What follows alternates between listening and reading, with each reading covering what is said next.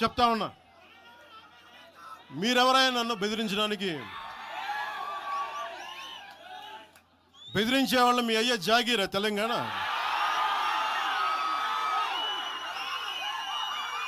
నా మీద దాడులు చేస్తా ఉన్నారు కదా.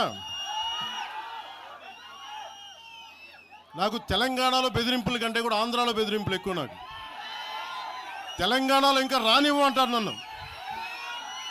ఆంధ్రాలో అయితే తల తీసేయని అంటారు కోనసీమలో కొంతమంది.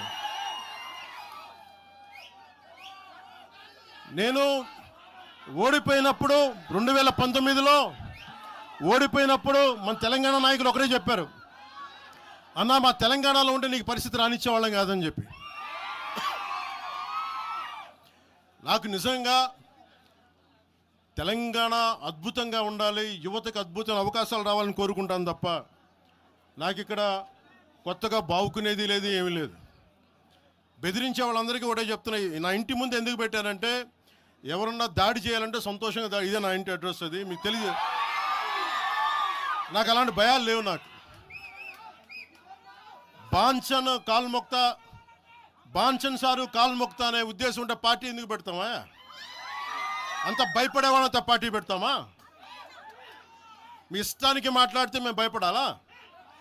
ఏ రోజున ఒక్క మాట మీకు కేసీఆర్ గారి గురించి కానీ ఇన్ని సంవత్సరాల్లో 12 సంవత్సరాల్లో ఒక్క తెలంగాణ నాయకుడిని ప్రభుత్వం ఏర్పాటు చేసినప్పటి నుంచి ఈ రోజు దాకా ఒక మాటంలా. ఇంకా మా వాళ్ళు తిడతా ఉండేవాళ్ళు, నువ్వు మెత్తబడిపోయి ఏం మాట్లాడలేదని. అడగండి ఒకసారి అందరిని పేరు పేరున ఒక్కొక్కరిని అడగండి. నీకు పౌరుషం చచ్చిపోయిందా? పౌరుషం చావలా, తెలంగాణ మీద ప్రేమ చావలా. అది తప్పుగా అర్థం చేసుకుంటారు. మీరు అర్థం చేసుకుని నేనేం మాట్లాడను ప్రస్తుతానికి అని చెప్తా. ప్రజలు కోరుకున్నప్పుడు నేను మాట్లాడతా. ఎంత కమిటెడ్గా ఉన్నాను తెలంగాణ కంటే. జనసేన మా వాళ్ళందరూ ఎదురు చూస్తున్నారు తెలంగాణలో జనసేన ఎదగాలని. నేను ఒకటే చెప్పా, ప్రజలు కోరుకునే వరకు మీరు ముందుకు తీసుకెళ్ళండి అని చెప్పి నేను జర్నలిస్ట్ కాలనీలో ఉన్న తెలంగాణ జనసేన పార్టీని కూడా నేను తీసేసాను. మొత్తం హెడ్ క్వార్టర్స్ అంతా మంగళగిరిలో పెట్టిన. నాకు అంత కమిట్మెంట్ తెలంగాణ మీద. ఎందుకంటే నాకు రెచ్చగొట్టడం ఇష్టం లేదు. తగ్గి మాట్లాడా. మీరు ఎన్ని హింసించినా, మీరు ఎన్ని మాటలు మాట్లాడినా, ఆంధ్ర కొడకని తిట్టినా, అరే నా గుండెల్లో తెలంగాణ ఉంది, మీరు ఎన్ని తిట్టినా నేనేం పట్టించుకోను.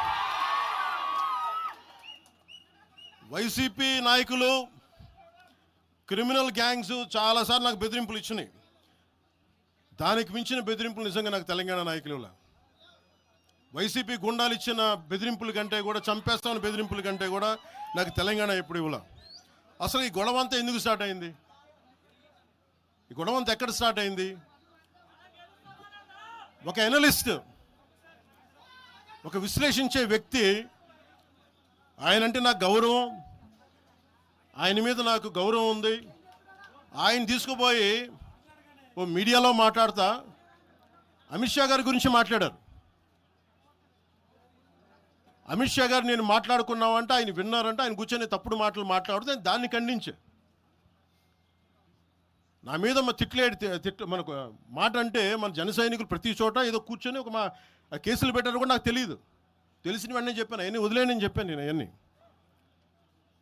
మళ్ళీ ప్రెస్ క్లబ్లో పోయి మీరు తిడుతూ ఉంటే, ప్రాంతీయ విద్వేషాలు రెచ్చగొడితే దాంట్లో కూర్చోబెట్టి ఎంతకాలం చేస్తారు? 12 సంవత్సరాలు తెలంగాణ వచ్చిన తర్వాత ఇంకా తెలంగాణలో ఉపాధి లేకపోయినా, ఏమి లేకపోయినా దానికి ఆంధ్రుడే కారణం, దానికి పవన్ కళ్యాణే కారణం. పరిశ్రమల్లో ఈ లెక్కల్లో ఇంక మీరు ఎప్పుడు మీరు ఎన్ని చేసినా ప్రతిదానికి ఎక్కడో చోట తెలంగాణ ప్రజలు ఇది గ్రహించాలి. ఉద్యోగాలు రాకపోయినా, ఉపాధాలు రాకపోయినా ప్రతిదానికి ఆంధ్రోడు కారణం అంటే ఆంధ్ర ప్రజలు నిజంగా ఎందుకు వస్తారు ఇక్కడికి? తెలుగు చిత్ర పరిశ్రమ ఎందుకు వచ్చింది? ఎక్కడో మద్రాసులో ఉండే తెలుగు చిత్ర పరిశ్రమ ఇక్కడ రావడానికి కారణం తెలంగాణ ప్రత్యేక రాష్ట్రం కావాలని కోరుకున్న నాయకులు చెన్నారెడ్డి గారు తీసుకొచ్చారు ఇక్కడికి. ఆయన తీసుకొచ్చారు ఇక్కడికి. 50 సంవత్సరాలు కలిసి ఉన్న రాజధాని ఇక్కడ సడన్గా పోయి మీరు ఇక్కడ రాకూడదు అని కొంతమంది నాయకులు, తెలంగాణ ప్రజలు వేరు. నేను మొదటి రోజు నుంచి చెప్తా ఉన్నా, పాలకులు వేరు, ప్రజలు వేరు. తెలంగాణకి అన్యాయం చేసిన పాలకుల్ని, దాంట్లో పవన్ కళ్యాణ్ కూడా వాడిని కూడా ఉరిదీసాను పర్లా. పాలకులు వేరు, ప్రజలు వేరు. మీరు పాలకులను తిట్టుకున్న ప్రజలను తిడితే, విద్వేషాలు రెచ్చగొడితే